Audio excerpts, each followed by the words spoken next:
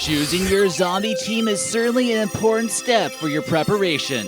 Besides American Eye, there are some people you need in order to survive. From car mechanics to people with brutal strength, here are 15 people you need on your zombie apocalypse team.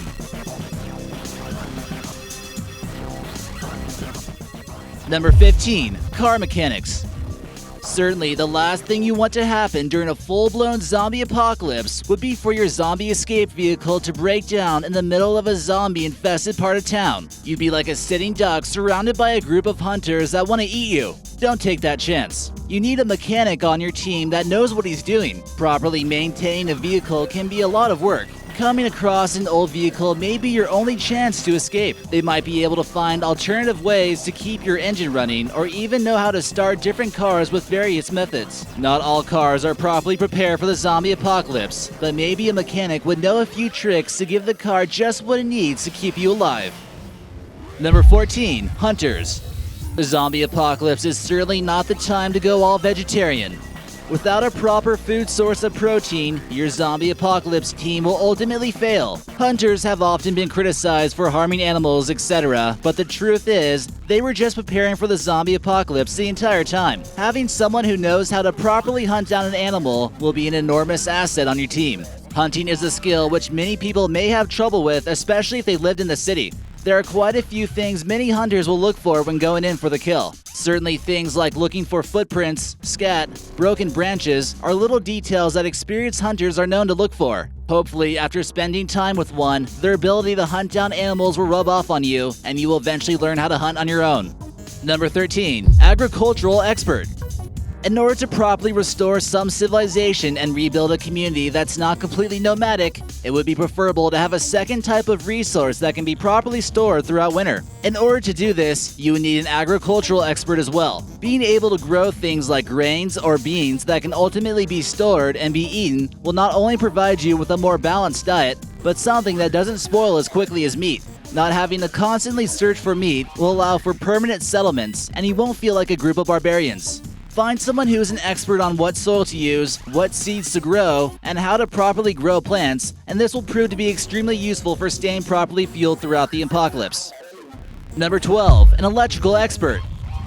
Electricity. We often take it for granted, but it allows for nearly every advancement in modern history as we know it. Hopefully, your mechanic will know a few things about electricity, but it's a whole different ballpark when it comes to maintaining important items you may have, such as generators, radios, satellite telephones, etc. Not only could they possibly help you keep the lights on in your house, but they can maybe even help you create some electrical energy to flow through your weapons to use against zombies. Being able to add electrical current through things such as katanas or baseball bats without hurting yourself could be enough to bring a zombie down with just one swing. Number 11. Military or soldier.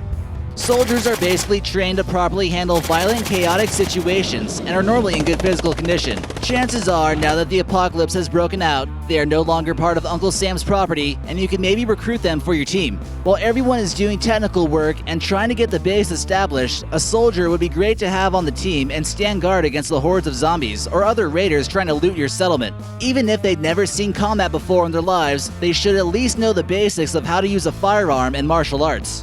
They should also have some equipment that could prove to be rather useful, such as rounds of ammunition, camping gear, bulletproof vests, etc.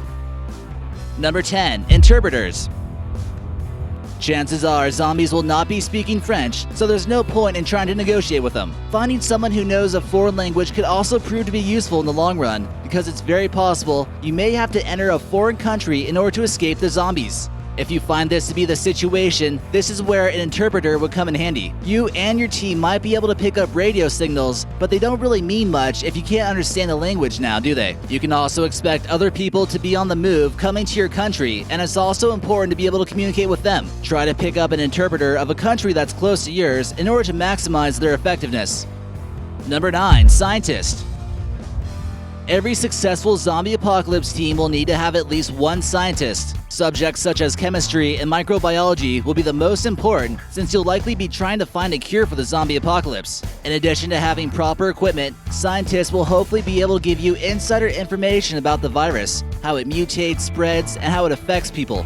Hopefully, they can do this without turning the entire team into a group of zombies. Chemists could potentially find different compounds for creating explosive materials, which will prove to be useful in case you choose to construct a tunnel or build a zombie trap. But just be careful and hope this doesn't attract too much attention from the undead.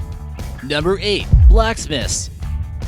Eventually, the truth is, bullets are gonna run out and your weapons are gonna prove to be useless, unless you find a way to melt them down and use them for another weapon.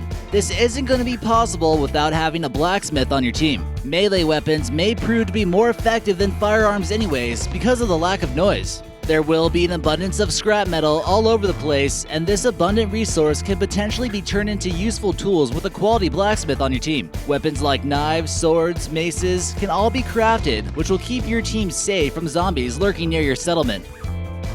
Number 7. Breaking and entering experts.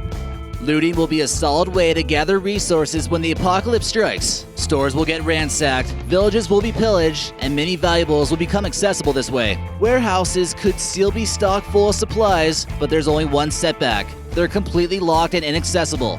But it doesn't have to be this way if you have a locksmith or a breaking and entering expert on your squad. This guy might be a little bit shady to have on your team. That's why it might be good to use him as a contract hire from time to time and go your separate ways from there on. Use this guy as a part of your team to pull off big heists and get that big score your settlement is looking for. Even places such as museums could prove to be useful targets. Who knows how much the Mona Lisa could sell for on the black market? Number 6. A chef. Although this might seem like a luxury to have during a zombie apocalypse, being able to have a culinary expert on the team can lead to surviving the apocalypse. Chances are the food you come across probably won't taste too good, and that skunk you found lying on the road could be your only option. Preparing to eat certain animals such as a skunk, if not done so properly, can lead to severe illness and even death. But someone who knows how to remove the scent glands correctly, for example, could make it into a proper meal. Napoleon once said, an army marches on their stomachs, so having some good food during a time like this when people are ripping each other's faces off will certainly lead to a good morale. Number 5. Brute Warrior. Sajjad Gharibi would certainly fill this role perfectly. This 336-pound Persian guy can bench press his own body weight plus an additional 50 pounds. Also known as the real-life Hulk, we imagine this guy has no problem swinging a massive sledgehammer or a battle axe and ripping through zombies. The reason a brute warrior is necessary is due to the fact that if bullets aren't available, squashing or slicing zombies could be your next choice. If this man is given the proper armor, you won't have to worry too much about how fast he can run. If it gets to the point where he can take out 3 to 4 zombies at a time, he can probably hold them off long enough for you to make an escape. The only setback about these guys is that they're going to need a lot of food, which might dwindle your resources. And if this guy somehow turns into a zombie, be prepared, because he might look like this. Number 4. Medic.